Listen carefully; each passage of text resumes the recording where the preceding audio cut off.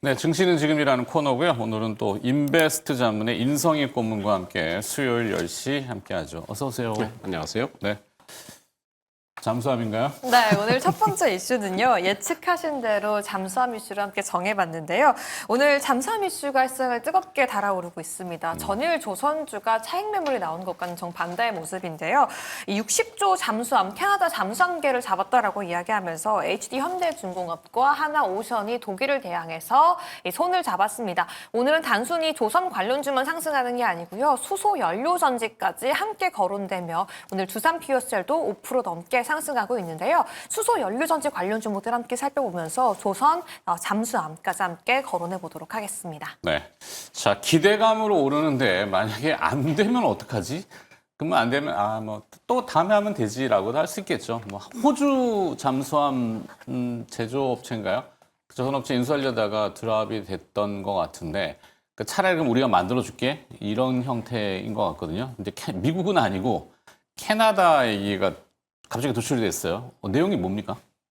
캐나다에서 60조 분량의 잠수함 12척인가요? 그걸 했는데 독일의 티센크루프인가요? 그 엘리베이터 만드는 회사 그거죠. 그래서 그쪽에 그 마린이라는 회사하고 이제 두 회사가 이제 우리나라는 이제 그 두산하고 HD 현대하고 하나오션하고 둘이서 이제 네. 공동으로 해서 지금 최종 입찰까지 올라갔어요. 그래서 어떻게 될지 모르지만 수주가 된다면은 대단한 호재겠죠. 하지만 결과는 아직 모르겠다라는데 지금 선박 쪽으로 시작을 해갖고 이제 캐나다 주변국은 이제 미국은 본토는 선박으로 해서 주변국은 잠수함까지 가나요. 그래서 상당히 좀 기대를 많이 하고 있는데 그거 관련해 가지고 이제 만약에 우리가 수출을 받는다면 거기에 대표적으로 수혜를 받는 곳이 지금 두산 범한 퓨어셀하고 네, 퓨어셀 들어가는 수소 연료 STS 엔진하고 두 개가 이제 수혜를 받는 거예요. 두산하고는 또 관계가 없는데 오늘 같은 경우는 이제 범한 퓨어셀이 엄청 강하게 올라가다 보니까 수소 관련해 갖고 또 뭔가 있지 않을까라는 테마가 좀 형성되는데 계속 갈지는 모르겠다라는 생각은 갖고 한미 있어요. 정상회담 전에 한일 정상회담에서 어제 저희가 좀 다루긴 했는데 수소 연료에 대한 한국과 일본의 어떤 공감대 이런 내용들이 좀 있긴 있었어요. 이게 부산에서 지금 SOFC인가요? 고체 산화물 연료 저장 그쪽에 이제 회의가 시작됐잖아요. 그래서 그쪽에 이제 본격적으로 공장이 이제 들어서면서 새만금에 그래서 양산을 개시하겠다고 이제 두산 퓨어셀이 지금 얘기를 하고 있거든요. 그래서 그거만 연관되지 않았나. 그러니까 이런 재료들이 복합되면서 최근에 재료가 별로 없다 보니까 지금 확실한 재료만 올라가는 그런 시장이잖아요. 다시 말씀드려서 조선이 이제 뉴스가 나왔으니까 끝났으려니 했는데 어제도 얘기 나오고도 별로 그렇게 크게 움직이지는 않았거든요. 근데 갑자기 오늘 강하게 움직이는 거는 시장 둘러봐야 별 다른 재료가 없어요. 그러니까 확실한 것만 오르겠다 이런 심리 아닌가, 시장이 그렇게 받아들이는 게 아닌가 생각이 드는데 미국 정상회담을 했는데 결과적으로 좋게는 끝났다 그러는데 결과치는 없단 말이에요. 그러니까 공동 선언문이 나와야 되는데 그건 없었단 말이에요. 그거에 대한 어떤 불안감이 계속 진행되기 때문에 그냥 확실한 것만 가자 이런 쪽으로 지금 움직이는 것 같다라는 생각이. 왜냐하면은 미국 같은 경우에 나중에 어떤 말을 또 할지 몰라요. 대미 투자에서 투자 금액까지 확정해서 받아놨는데 나중에 우리 같은 경우는 이제 기업체마다 또 투자 금액을 올렸단 말이에요. 근데 이게 트럼프 재임 시절에 공장이 다 완공되고 완전히 투자될지는 그걸 모르는 말이에요. 그러니까 트럼프가 모를 리가 없는데 가만 놔두는 거죠. 그래서 더 이상 우리 요구 안 하는 것처럼 이렇게 농축산물도 얘기 안 하고 가만히 있다가 실제적으로 한 해 지났는데 야 니네 투자한 거 별로 없네라고 그러면 우리 또 호들갑 놀랄 수밖에 없거든요. 그렇다면 그때 또 이것저것 또 양보해 줘야 된다. 그러니까 트럼프로서는 이걸 확정 지을 필요가 없는 거예요. 그러니까 자기 마음대로 패를 갖고 놀 수 있기 때문에 확정 지을 필요 없이 그냥 놔두는 거예요. 놔뒀다가 조금만 좀 수틀리고 좀 우리한테 좀 불리 불리하다? 그러면은 야 다른 나라는 이렇게 하는데 너네 이렇게밖에 못해 하고 또 물려붙이면 우리 또 바로 가시적으로 볼 수 있는 투자를 해줘야 되거든요. 그러니까 그런 거에 대한 어떤 그 수를 보고 어떤 그 합의 공동문을 완전한 합의서를 만들지 않은 게 아닌가라는 생각을 할 수밖에 없기 때문에 우리나라에서는 상당히 좀 불안하다. 여기에 어떤 이런 확실한 재료, 그러니까 확실하지 않으면 보이는 재료가 나오는 쪽으로 지금 주가가 움직이는 게 아닌가라는 생각입니다. 사실 저는 이 한국의 오늘 수소 관련 테마에 더 집중을 해야 한다라고 보고 있는데 일단 가장 먼저 잠수함 수주에 대해서 가시성에 대해 이야기를 짚고 넘어간다면 네. 캐나다가 요구한 건 35년까지 잠수함 12척을 만들고 싶다. 인데 한국 같은 경우엔 지금 이 두 기업이 함께 힘을 합치게 되면 1년에 6대, 2년에 6대 정도가 맞출 수가 있습니다. 네. 그럼 10년에 12척은 이미 만들고도 남는 정도의 실력인데 독일 티센크루프 그룹 같은 경우에는 10년에 12척도 만들기가 힘들다고 평가를 받고 있어요. 네. 그럼에도 불구하고 지금 경쟁이 치열하다라고 평가받고 있는 건 독일 자체가 캐나다와 외교력도 군사력도 밀접하게 연관되어 있어서 그 로비력 때문에 한국이 밀린다면 밀릴 수 있는 상황인 건데 오늘 수소 관련 테마가 왜 같이 상승하냐라고 보면은 잠수함에 수소 연료 전지가 꼭 필요합니다. 네. 잠수함에 필요한 몇 가지 필요한 재료들이 있는데 또 잠수함 공부해봤어요? 네. 열심히 했습니다. 일단 잠수함에는요 보통은 디젤 엔진이 들어갔었고요. 배터리, 납축 전지, 연료 전지 등이 들어가서 바다 안에서 움직일 수 있는 배를 만든 건데 디젤 엔진을 넣는다면 산소가 많이 필요하고 계속 공기 중으로 올라와서 숨을 쉬고 들어가줘야 되는 거예요. 연료를 네. 태워야 되니까. 근데 요즘 우리가 만들려고 하는 신개념 잠수함 같은 경우에는 저 여기 있어요 라고 하고 보여주는 게 목적이 아니잖아요. 네. 더 잘 숨겨야 하고 더 바닷속에서 오래 움직여야 하고 그리고 소리도 안 나야 하는 건데 그걸 모두 잠항이라고 그러죠. 맞습니다. 그걸 채워줄 수 있는 게 수소 연료 전지거든요. 네. 이 탱크 안에다가 수소랑 산소만 가지고 들어가게 된다면 디젤 연료 전지보다 훨씬 더 매연 없이 소리 없이 깔끔하게 만들 수 있어서 오늘 범한 퓨어셀이 함께 좀 거론되고 있는 것 같습니다. 네. 자, 그럼 결론은 전략인데 이 이슈가 지속성을 띌 것인지 단순히 잠수함만 내일은 또 이러다 항공모함으로 아니 뭐 그렇게 되면 좋죠. 근데 안 되겠지만 시장은 항상 그 상상과 이제 소설과 이야기 내레이션을 막 하잖아요. 그러면 어떨까요? 좀 연속성을 띌 수 있을까? 네.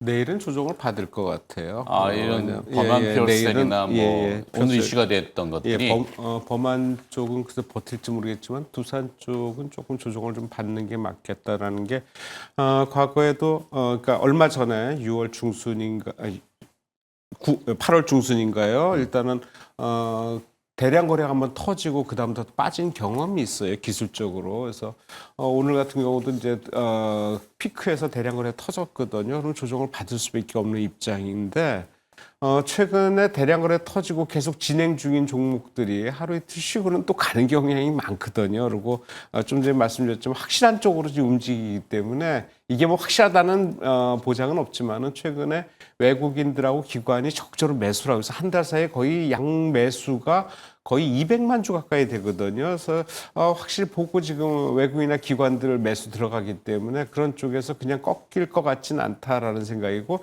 일단은 오늘 대량 거래 터지면서 거래량은 좀 많이 늘었기 때문에 좀 조정은 일시적으로 하루 이틀 정도 조정은 좀 받지 않아. 조정이 완전한 마이너스 조정이 아니라 플러스권에서 왔다 갔다 하는 조정, 그러니까 물량을 소외내는 미리 산 물량에 대한 어떤 그 차익 매물을 받아내고 다시 올리는 뭐 그런 양상이 되면은 꾸준히는 계속 봐야 되겠다 해서 저는 개인적으로 매수를 한다면 조정시 매수, 조정이 어느 정도 조정이 될지 모르지만 오늘 시초가 기준으로 해서 기준으로 본다면 현재 가격대도 괜찮을 것 같다라는 조정 충분히 좀 내려왔기 때문에 괜찮을 것 같다는 생각인데 이제 그런 쪽에서 좀 봐야 되고 다만 이 회사가 실적은 그렇게 좋진 않아요. 그 수소 관련주들이 우리나라에 상장돼 있으니까 4-5개 정도 돼 있는데 다들 안 좋거든요. 그래서 좋진 않은데 이 회사의 대주주가 두산 에너빌리티예요. 근데 에너빌리티가 두산에 어떻게 보면 상당히 좀 중심적인데 이 회사 실적이 안 좋기 때문에 에너빌리티까지 연계되고 그 두산 지주사까지 연계되면 두산 그룹주 과거에 좀 문제가 많아 재무 관련 문제가 있었잖아요. 그러니까 상당히 적극적으로 막을 것 같다라는 생각이고 또 하나 좋은 거는 얼마 전에 그 회사채를 발행했는데 400억 정도 발행했는데 이게 예상외로 600 몇 억까지 들어오면서 상당히 괜찮게 발행이 돼서 다음 발행 물량 한 800까지 올린다는 얘기가 있어요. 그래서 그런 쪽의 시각은 상당히 지금 가능성을 크게 보고 있구나 시장에서는. 그래서 그런 쪽에서는 상당히 플러스 요인이다라고 여러 가지 상황들이 또 그런 쪽에 나쁘지 않게든 돌아가고 있다는 측면에서 당장 실적은 안 좋지만 향후에는 상당히 가능성, 성장 가능성 있는 쪽으로 본다면은 지금부터 주가는 지금 단기 피크는 쳤지만은 계속적으로 성장 가능하겠다라는 쪽에서 지금 시각을 갖고 있습니다. 네, 조정시 분할 매수 또 이렇게 되는 겁니까? 네, 그렇게 네, 그렇게 전략을 관심 두자고 하네요. 네, 동의합니다. 저는 수소 관련주가 테마주라고 생각하지 않고요.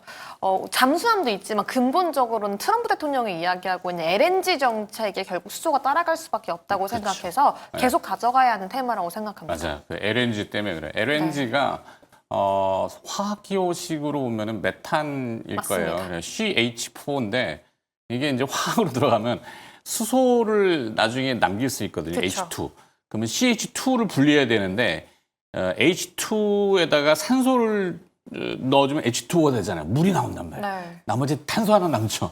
탄소를 어떻게 포집하고 하여튼 요 LNG를 활용해서 수소를 개질하거나 수소를 얻어낼 수 있는 활용 방법에 대해서는 예전에도 많이 얘기했던 인사혁 공무도 얘기하시는 그 SOFC라고 하는 고체 산화물 연료 전지 이것도 이제 찾아보면 내용들이 쭉 나오는데 가능성은 있어요. 이론적으로는 되는데 이게 왜 실제로 안 될까?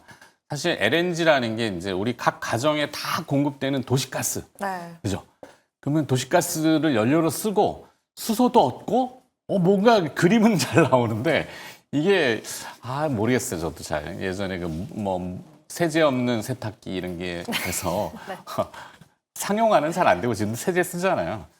그런 쪽으로 허무맹랑한 그냥 이상일 뿐인가? 초전도체의 그냥 뜬구름일까? 저도 아직 고민입니다. 그래서 하여튼 LNG와 수소 또 고체 산화물 연료 전지 에너지 쪽이니까 이거는 계속 시장에서 만들어가는 이야기의 연속성은 될 것 같습니다. 저도 그래서 계속 관심은 두되 기업은 잘 모르겠어요, 제가. 네. 자, 두 번째 이슈로 가볼까요? 네, 두 번째 기업은 오늘 CJ에 대해서 함께 알아보도록 하겠습니다. CJ? 네, 이 K문화, K컬처에 대한 기대감이 커지면서요. 방한하는 외국인들이 올리브영에 굉장히 많이 방문을 하죠. 그만큼 CJ 올리브영에 대한 가치를 증권가에서 높게 보고 있고요. 오늘 주가는 또 3.39% 넘게 상승하고 있는데요. 바로 이 CJ그룹의 이 장남이 이 지주사로 복귀해서 미래기획실장으로 임명된다라고 하는데요. 단순히 이 복귀가 끝이 아니라 신성장 동력에 대한 기대감까지 오늘 더해지면서 주가의 상승을 키워내고 있습니다. 또 혈연이구나. 이게 이미지가 참 그래서 어쨌든 자 CJ에 대해서 타이틀은 지금 나갔습니다. 어떻게 생각하십니까?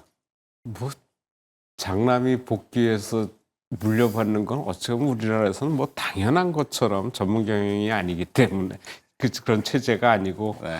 일반 그 반기 회사는 전문 경영이 당연히 하겠지만은 지주사는 아무래도 그냥 그런 쪽에 승계가 당연히 이루어질 것으로 봐야 되는데 이게 지주사에 들어온 게 이번에 처음은 아니에요. 2019년도에 있다가 나갔단 말이에요. 그래서 6년 만에 복귀라고 지금 얘기가 복귀가 되는 건데 본격적으로 아마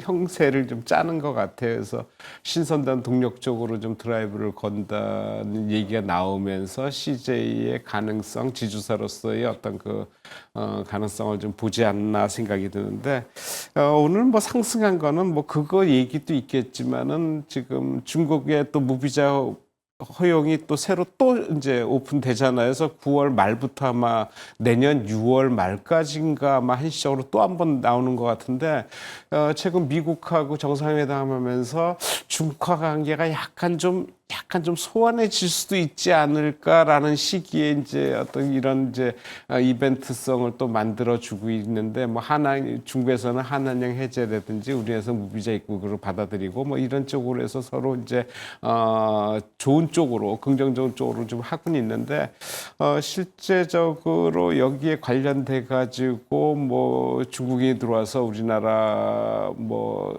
제품을 사서 뭐 갑자기 실적이 오른다 이런 거 기대하기보다는 하여튼 이런 전체적인 어떤 흐름 자체를 좋게 보는 게 아닌가라는 생각이고 근데 CJ 갖고 있는 올리브영 있잖아요. 진짜 올리브영 보면은 진짜 많이들 사가요. 외국인들 모아서 네. 보면은 올리브영 매장도 상당히 여러 곳에 있지만은 진짜 웬만한 화장품이나 어떤 그 생활용품 이런 쪽으로는 올리브영에서 거의 접수하면서 외국인들이 사가고 있거든. 상장되지 않았는데 이거에 관련돼 가지고도 뭐 아무래도 영향을 좀 받을 수밖에 없겠고 그다음에 또 하나는 CJ 같은 경우는 최근에 보면 외국인들이 좀 매수를 해주고 있어요. 한 일주일째 6일 연속 매수를 하고 있거든요. 그래서 그런 거 그다음에 최근에 리포트가 목표가 한 20만 원에서 리포트도 나왔거든요. 그래서 여러 가지 상황들이 그렇게 크게 거래량도 터지지 않고 점진적으로 안전하게 안전하게 상승 트렌드를 타고 있을 수 있겠다라는 쪽에서 아마 좀 관심을 좀 가져봐야 되지 않나. 그래서 막 급하게 오른다기보다는 스테디하게 상승세를 타지 않을까라는 생각입니다. 네. 그렇죠. 뭐 CJ 그러면 올리브영이 지금 뭐 캐시카우를 톡톡히 해대고 있죠. 플랫폼이 돼버렸어요. 네. 뭐 상당히 의미는 있고 저는 핵심은 올리브영에 있다고 생각합니다. 핵심? 일단 이선호 실장이 복귀해서 승계 구도가 구체화되고 뭐 엔터부터 먹거리까지 경험이 있는 사람이 새로운 미래 전략을 제시한다라는 기대감도 있겠지만 최근 CJ 올리브영 같은 경우 보면은 이 자사 지분을 열심히 매입하고 있고 이 오너 3세들이 CJ 지분을 직접 매입하고 있거든요. 이런 걸 보면서 증권가에서는 그동안 말도 많고 탈도 많았던 CJ 올리브영을 이 별도로 상장하는 게 아니라 합병을 하겠구나. 이게 결국 이선호 실장이 이 본사로 들어오면서 합병 시 합병하는 게 세금 부담이 더 줄어들 수 있겠구나라고 판단하면서 말씀해 주셨던 그 캐시카우인 올리브영의 해당 시쪽이 모두 다 CJ에 흡수될 거다라고 기대하고 있는 게 오늘 좀 시장에 반영되고 있는 것 같습니다. 네. 지주사 CJ 여기에 이제 성장 키워드를 달면 이제 뭐 온 국민적 바람일 수도 있는데 뭐 국민적 바람까지는 모르겠는데 이 아레나 대규모 네. 콘서트장이죠. 항상 우리가 아쉬워하는 야구장을 빌렸어야 되고 그쵸. 뭐 축구장을 올림픽 축구장을 빌렸을 공유하는 건 좋은데 말이 많잖아요. 또 몇 명이 안 들어가네 뭐 이러면서 일산 지역에 한번 추진했다가 지금 나자빠져 있는 상태죠. CJ는 아마 뭐 동력을 재추진해서 뭐 어떻게 할지는 모르겠지만 그렇게 이제 커다란 공연장과 그거를 이제 뭐 K컬처를 얹어서 거기에 또 파급되는 효과로 이제 올리브영이라고 하는 뭐가 됐든 이렇게 가면은 밸류 체인들이 굉장히 돋보일 수 있지 않을까. 아무래도 우리 뭐 K 지금 애니메이션 나오면서 우리 식품이나 문화에 대해서 외국인들의 관심은 뭐 더 커지는 것 같. 거의 최고조에 달하지 않았을까? 그렇다면은 거기에서 계속 확산되는 여러 가지 파급이 상당히 커질 것으로 되고 거기에 뭐 식품이나 이런 쪽 문화.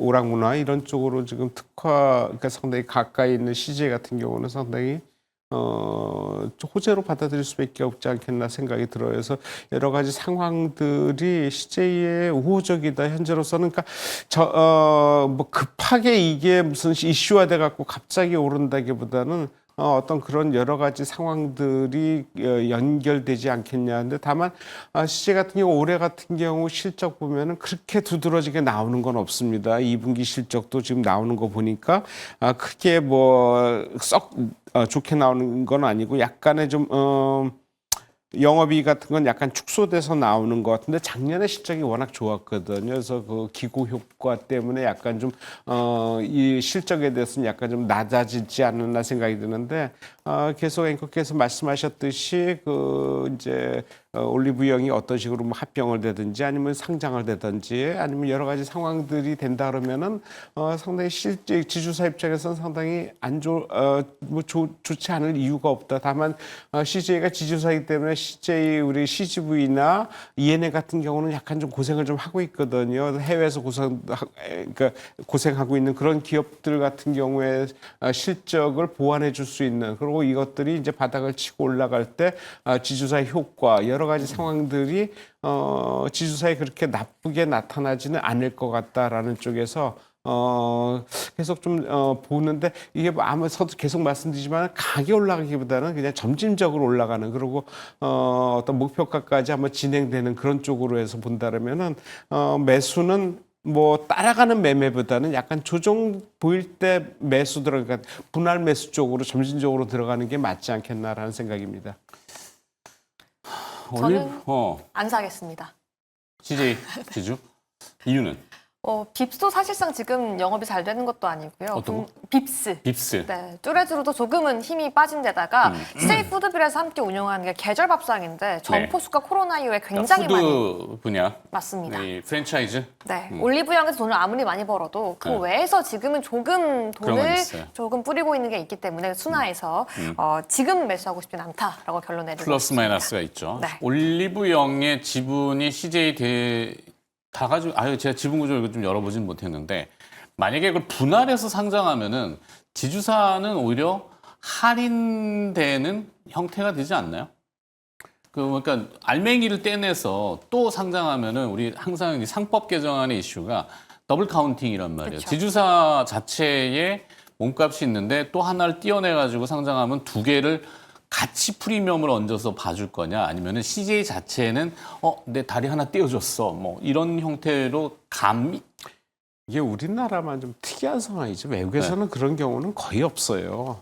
미국 같은 경우에도 이렇게 분할 상장해서 하는 건 거의 없고 우리나라면 어떻게 보면 그냥 문어발식 확장이라 그래가지고 진짜 뭐 좀 잘 되면은 띄어가지고 상장시켜서 그게 예를 들어서 뭐 한 1,000만 원짜리가 한 1억이 돼가지고 네. 뻥튀기 하는 식으로 그런 식으로 상장을 많이 하는데 어차피 그걸 막기 위해서 이제 우리가 분할할 때 이제 물적 분할이니 일적 분할이니 해서 제한을 좀 두긴 했지만은 아직도 띄어서 그 상장시키는 것은 현재로서는 아직 법의 제지는 없다라는 쪽에서 보면은 아무래도 띄어서 하면은 그 띄어내긴 하지만 결과적으로 그 연결 이익으로 이제 잡힌다 보면은 지주사한테는 나쁠 건 없다라는 생각이에요. 그래서 그런 쪽에서 본다면은 만약에 상장 얘기가 나오면은 아마 지주사 기준으로 해서 좀 상당히 주가에는 상당히 보탬이 되고 올라가지 않을까라는 생각입니다. 네. 자, 그 정도 하겠습니다. 인베스트 자문의 인성희 고문이었습니다. 고맙습니다.